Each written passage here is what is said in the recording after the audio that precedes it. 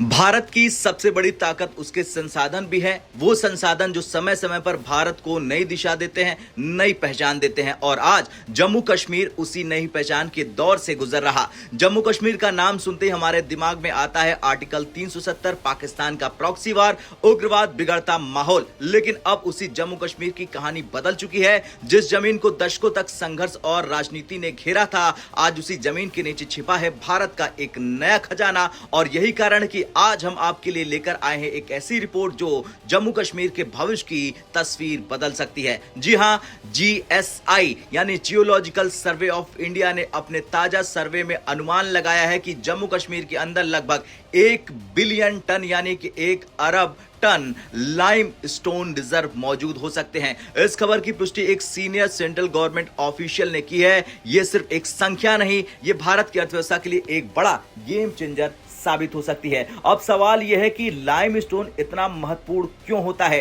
दरअसल ये भारत के लिए सफेद सोना है। लाइमस्टोन एक ऐसा मिनरल है जिसे भारत में सड़क निर्माण, ग्लास इंडस्ट्री, आयरन एक्सट्रैक्शन और कंस्ट्रक्शन और सबसे खास सीमेंट इंडस्ट्री, इन सब की रीढ़ माना जाता है। 2023 में भारत ने लाइमस्टोन को मेजर मिनरल घोषित किया क्योंकि इसकी डिमांड हर साल बढ़ती जा रही है। लेकिन इससे भी बड़ा तथ्य यह है कि भारत दुनिया का सबसे बड़ा लाइमस्टोन इंपोर्टर है। भारत के 55% से ज्यादा लाइमस्टोन की जरूरत विदेशों से पूरी होती है। सिर्फ $2 मिलियन का एक्सपोर्ट, लेकिन $71 मिलियन का इंपोर्ट, यानी हम भारी मात्रा में विदेशी लाइमस्टोन पर निर्भर रहते हैं।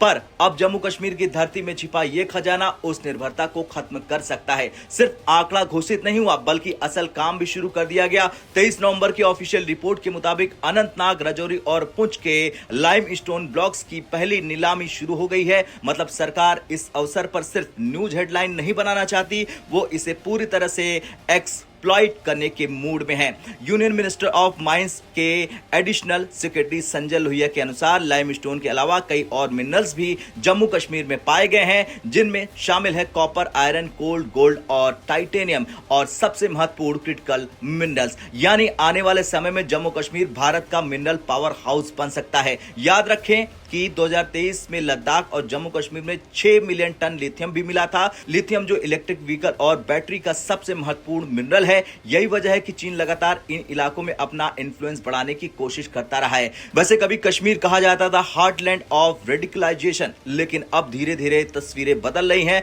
और वो पूरी तरह से बदल चुकी है जब से धारा 370 हटी है। अब नया कश्मीर बन चुका है हार्टलैंड ऑफ मिनरल वेल्थ। और ये बदलाव इसलिए और खास है क्योंकि जम्मू कश्मीर की अर्थव्यवस्था पहले ही 7% से ज्यादा की रफ्तार से बढ़ रही थी।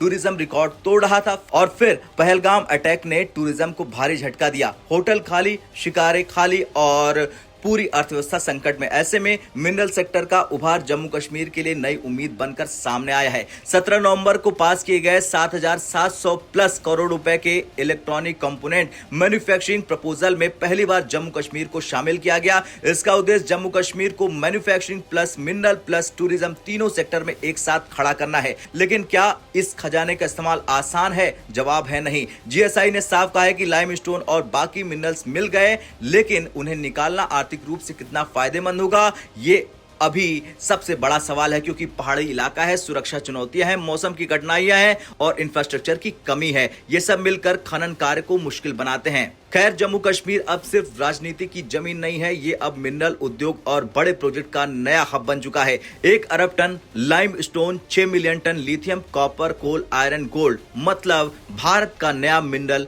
कैपिटल। कश्मीर का असली भविष्य शायद टूरिज्म में नहीं, बल्कि उसके पैरों के नीचे छिपी धन संपदा में है।